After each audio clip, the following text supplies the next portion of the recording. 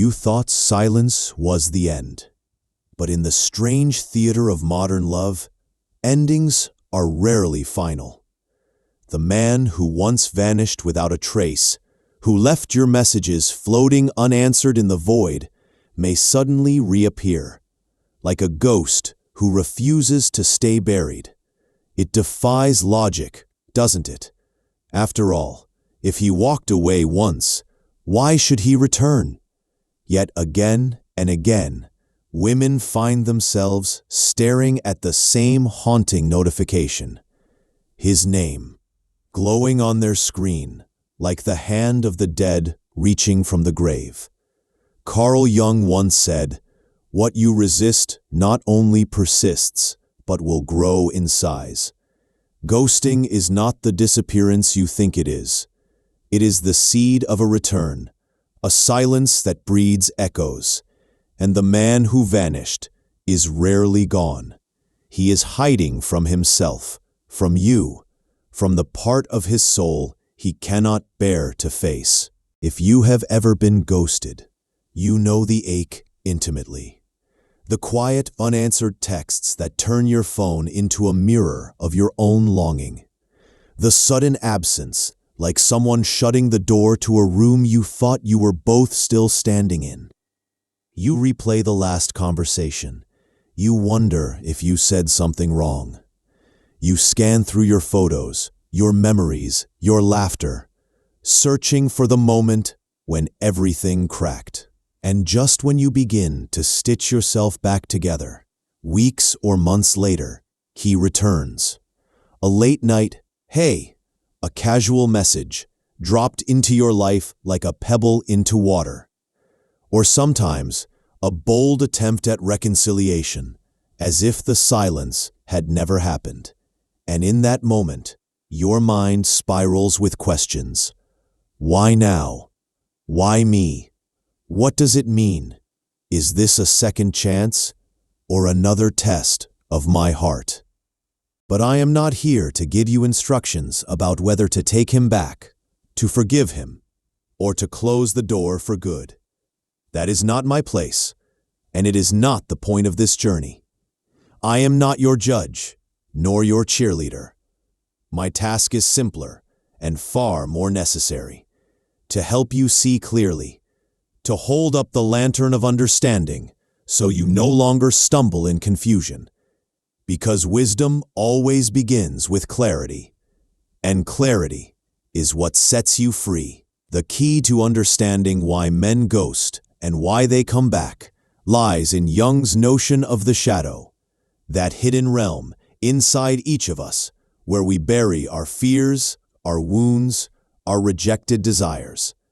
Ghosting is an act of running from the shadow. Disappearance is his attempt to escape what feels unbearable within himself.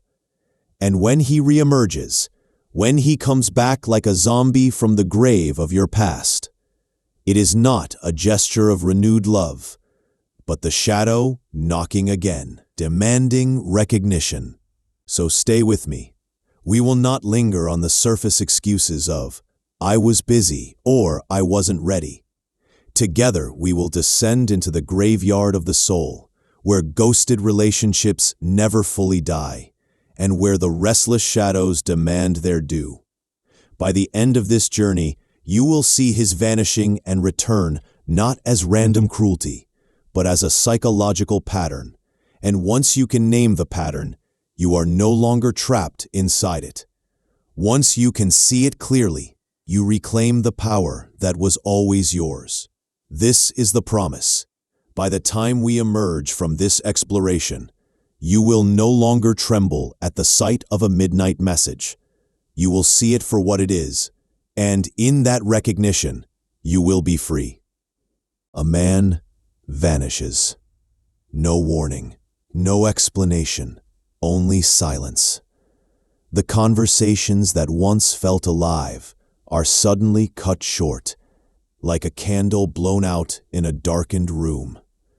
You check your phone, again and again, staring at the empty space where his words used to be. He does not answer. He does not call. he does not return. This is ghosting, the act of retreating into silence without farewell. And then, when the wound has scabbed over, when you have begun to imagine he is gone for good, he returns. A text at midnight, a casual "hey," a friendly emoji, as if nothing happened. Sometimes it is bolder, a declaration that he has been thinking of you, that he has missed you. On the surface, the excuses come quickly. He was busy. He wasn't ready. He needed time to think. He was confused, but now he is clear. Each explanation is offered like a bandage, though the wound he left was far deeper than he admits. Yet if you listen carefully, you will notice something strange. His return is rarely about rekindled love. His words may speak of longing, but the energy beneath them whispers something else, something rawer, more fragile. It is not the fire of devotion that draws him back, but the chill of emptiness. He cannot bear the silence he once chose. Alone in the quiet, he finds himself face to face with a darkness he cannot name. The fear of being nothing, the fear of being unseen, the fear of being left with only himself. Here lies the paradox. When intimacy felt too bright, too exposing, he fled into the shadows. But once submerged in darkness, he could not stand the cold. The very silence he created becomes unbearable, and so he claws his way back toward the flame he abandoned, not because he has changed, but because the void terrifies him more than the risk of being close. Where does this cycle come from? Why repeat the dance of disappearing and returning again and again? To answer, we must look deeper into the unseen regions of the psyche that Jung called the shadow. The shadow is the place where we bury the parts of ourselves we cannot accept. Our shame, our insecurity, our hunger, our fear. For the man who ghosts and then returns, the shadow carries an unbearable truth. He is not whole within himself. He craves intimacy, yet fears the exposure it brings. He wants connection, but recoils from its demands. So he hides what he cannot face, pushing it down, burying it in the graveyard of his own soul. But the shadow never stays buried. Whatever is denied within always finds a way to rise again. His return to you, like a hand breaking through the earth of a grave, is the eruption of what he tried to suppress. He tells himself he comes back for you, but in truth, he comes back for himself. To borrow again the reflection you once offered, the warmth you once gave, the mirror that allowed him to escape his emptiness, if only for a while. And so, what appears on the surface as affection or nostalgia is more often the restless stirring of what lies beneath. A man who ghosts and returns is not moving forward. He is circling the same shadowed terrain, unable to put the past to rest. Until he confronts that darkness within, the pattern will repeat. Disappearance, silence, return. Ghost, zombie, ghost again. This is the surface of the behavior. A cycle of retreat and return, driven not by love, but by fear. It is the shadow's restless knocking, the grave refusing to stay closed. And to understand it fully, we must descend deeper still, into the unconscious forces that drive this haunting return. What lies on the surface is easy to see. A man disappears, then returns. But to understand why he does this, why silence turns into reappearance, we must journey deeper, beneath the thin soil of excuses, into the restless earth of the unconscious. Jung reminds us, what is repressed will always find its way back. And so, the zombie comeback is not about romance. It is about the psyche's unfinished business, clawing back into the light. The first truth is this: whatever is buried in the unconscious does not die. It waits. When a man ghosts you, he is not erasing the connection. He is burying it, shoving it into the graveyard of his soul, hoping it will remain still. But energy does not vanish. The feelings he suppressed, the desire, the fear, the shame, continue to stir underground. In time, they rise. His late-night text is not affection reborn.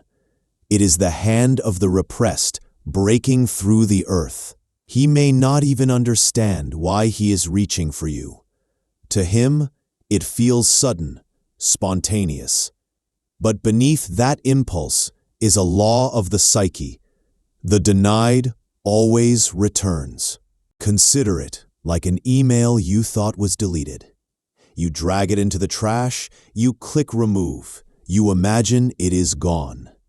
Yet weeks later, it reappears, somehow resurrected, flashing before your eyes at the most inconvenient moment. This is the repressed. This is his return. And the lesson here is piercing. He comes back not because you are forgotten, but because you are unforgettable in the one place he cannot control, his own unconscious.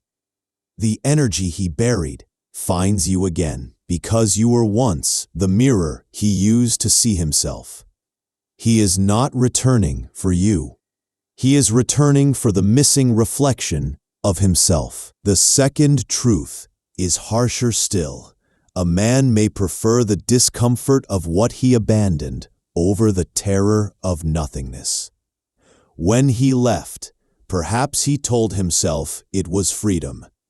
Perhaps he imagined peace in solitude. But what waits for him in silence is not peace. It is emptiness.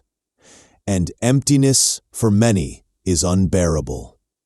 Jung wrote that human beings will do almost anything to avoid facing the void of the soul.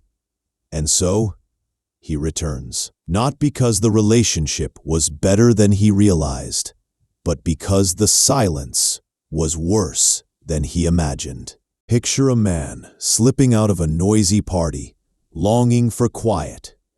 At first, the air outside feels crisp, even liberating. But soon, the night turns cold, the streets grow empty, the silence stretches too wide. And so he walks back in. Not because the party has changed, but because the emptiness outside was too much to bear. This is the ghoster's path. He flees intimacy, then flees solitude, circling endlessly between the two, never finding rest. His zombie comeback is less about rediscovering you, and more about escaping himself. And then comes the third layer, the most haunting of all: projection. In Jungian thought, we cast parts of ourselves onto others, like light through a stained glass window. Often, a man will project his inner feminine, his anima, onto the woman he desires. She becomes, in his eyes, not only herself, but also a carrier of his own unlived soul. When he ghosts, he is trying to sever that projection, to escape the vulnerability it creates. But when the projection pulls back, when he feels the gap of his missing parts, he returns to the place he last saw them, through you. Imagine a traveler who leaves a house in haste, only to realize he has forgotten his coat. At first, he insists he can walk on without it. But when the storm comes, when the cold pierces his bones, he finds himself back at the door. Not for the house, not for the people inside, but for the warmth he left behind. His return to you is much the same. Not a pursuit of love, but a grasping for the projection of himself he once found reflected in your eyes. These drives, the return of the repressed, the fear of emptiness, the pull of projection, are not conscious choices. They are the movements of the unconscious, the restless stirring of the shadow. On the surface, they appear as romance, as longing, even as fate. But when we see them clearly, through the lantern of psychology, we recognize them for what they are: survival gestures of a fragmented soul, searching for fragments of itself. And so the zombie comeback is not a mystery at all. It is the natural law of the psyche. What is buried will rise. What is avoided will haunt. What is projected will call to be reclaimed. He comes back, not to offer love, but to escape the graveyard he carries within. Until he faces his shadow, the cycle will not end. There comes a moment when the question shifts. No longer, why did he do this, but instead, what do I do now? For you cannot control whether a man vanishes or reappears, but you can choose how you respond when the ghost knocks again at your door. And in that choice lies your freedom. The first step is to see the zombie for what it truly is. When you receive that late-night text, that sudden request to catch up, it is tempting to feel a rush of hope. Maybe he has changed. Maybe he has realized what he lost. Maybe this time will be different. But once you have walked through the graveyard of the soul with me, you know the truth. What rises from the earth is not love resurrected, but the shadow reaching for energy. He is not offering renewal. He is seeking relief. Think of it this way. When a knock comes at midnight, you must ask, who is at the door? Before, you may have rushed to open it, trembling with longing or fear. Now, you pause. You recognize the sound. It is not a living partner returning with open arms. It is the shuffle of something half-buried, restless, unhealed.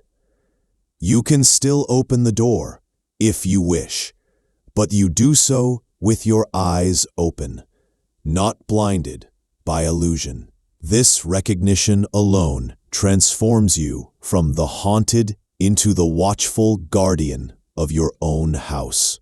And this brings us to the second step, guarding the living flame.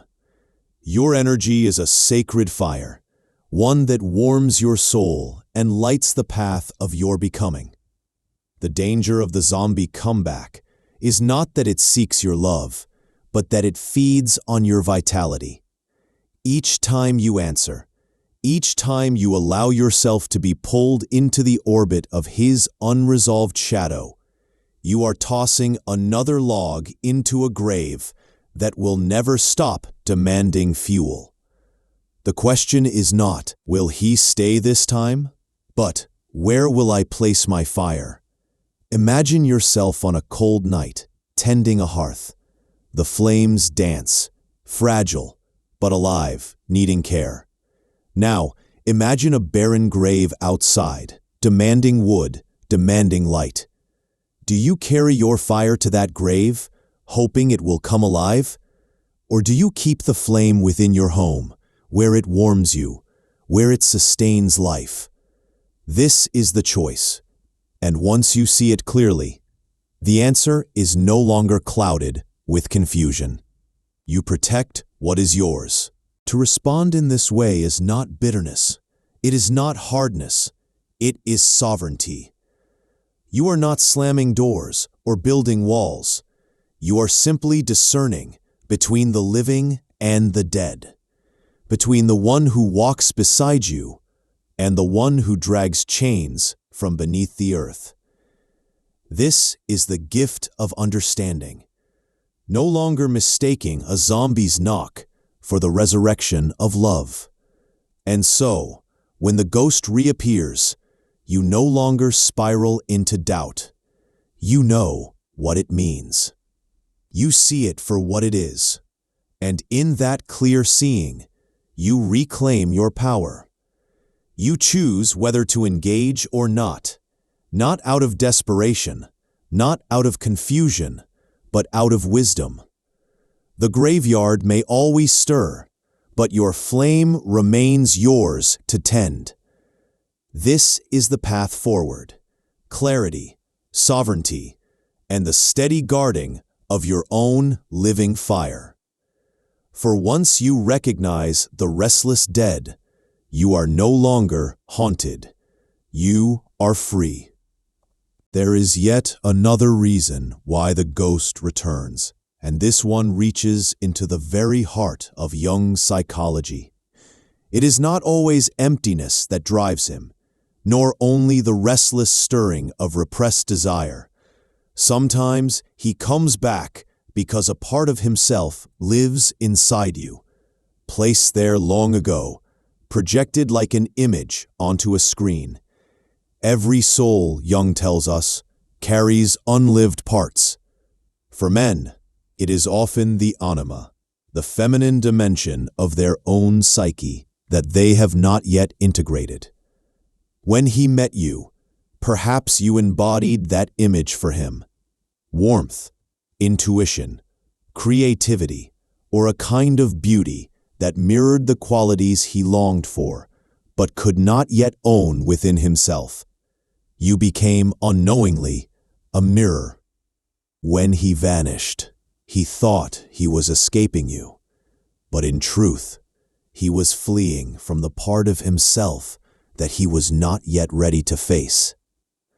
Yet the psyche does not let go of its projections easily. When life grows cold, when he feels fragmented or lost, he remembers the mirror. And so, like a traveler who realizes he left his coat behind in the house he abandoned, he returns, not because the house suddenly became more beautiful, but because he needs the coat to survive the storm. This is the strange and painful reality of projection. His return is less about who you are now and more about what you once reflected for him. He comes back not to love you as a whole person, but to reclaim the missing image of himself. That is why his words may feel both familiar and hollow. He speaks of missing you, but what he misses most is not your presence.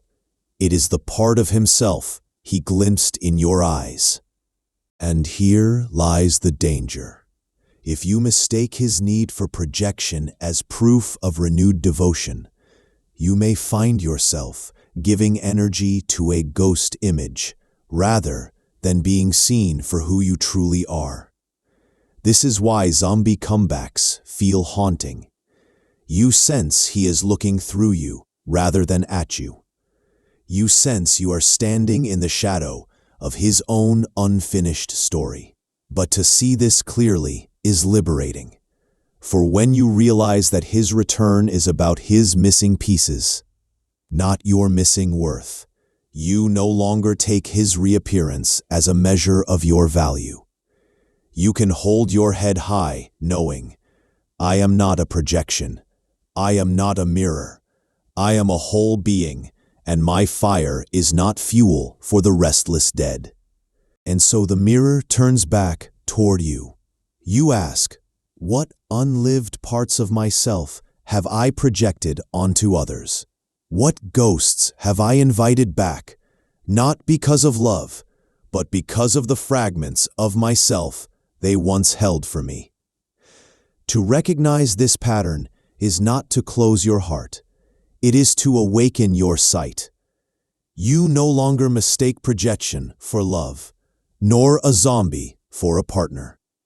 This chapter in our walk through the graveyard teaches you one final truth. When a ghost returns, it is rarely you he is seeking. It is himself. And knowing this, you are free to let him wander, while you turn toward the living and toward the wholeness waiting within your own soul. And now, as we leave the graveyard of vanished lovers and restless ghosts, I will turn the lantern back toward you.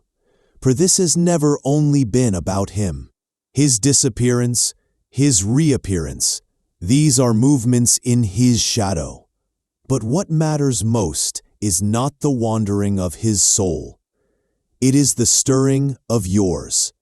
When you see his name light up your phone after months of silence, what awakens in you? Is it the pang of hope that maybe this time he has changed? Is it the sting of anger that he dares to knock again after vanishing without a word? Or is it confusion, torn between longing and self-protection? Whatever rises, hope, rage, ache, this is your mirror. His zombie comeback does not only show his shadow, it reveals the small graveyard within you, where memories, unanswered questions, and unfinished feelings stir at the sound of his return. This is the twist we cannot ignore. The ghoster reappears not simply to remind you of him, but to remind you of yourself. If you listen closely, each surge of emotion is a whisper from your own shadow. See me, do not bury me again. The real question becomes not, why did he come back? But rather, what in me is still waiting to be faced? So I ask you now, have you experienced a zombie comeback? When the ghost re-entered your life, what did it reflect about your own hidden wounds, your own unfinished story? Did it show you the ache of abandonment you still carry? Did it reveal the part of you that longs to be chosen even by the wrong one? Or perhaps it illuminated your strength, that you no longer fall for the hollow knock at midnight. Share your story. Let the graveyard speak. For in naming our shadows, we begin to free ourselves from their haunting. And if this journey through the haunted corridors of the psyche has brought you clarity, if it has helped you see that the restless dead are not your burden to carry, then I invite you to stay with me. Like this video so others may find the same light. Subscribe and press the bell so you do not miss the next step of our walk together. For we are not finished. The landscapes of the unconscious are vast, and each path leads us closer to freedom, to wholeness, to the living flame that is yours alone to tend.